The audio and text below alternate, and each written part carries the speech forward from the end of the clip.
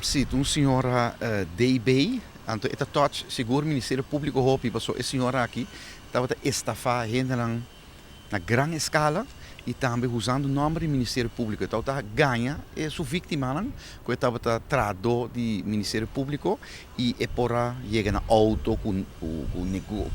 edifício, com apartamento fácil, e tá ganha bisa que o Ministério Público tá confiscar tudo coisa na aqui, então via a senhora aqui, ou por aí na barata. Hope ainda cai do sua trampa na tour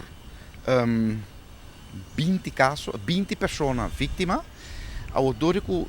último momento ainda gente a meldo na mês que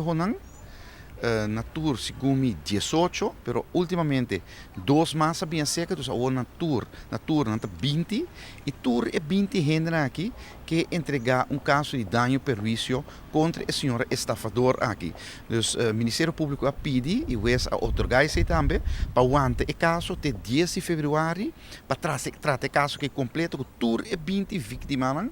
que se o otorgar dano perjuízo, está combinando, mas assim não tem que start um caso civil, que o caminho largo a trobe. A senhora veio aqui a estafa, seguro 20 que não sabe dizer, que vai entregar queijo, mas bem possível que está mais ainda.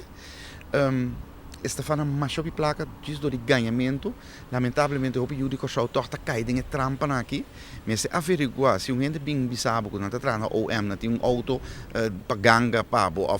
flat barato, pero botigo duna tanto bora. Botigo check o rato para mim aceita nos pensamento check para mim cubo duna gente cubo não nem conhece na direita, duna gente placa para louco e 20 vítimas lamentavelmente, pero 10 de fevereiro caso está sigue pues.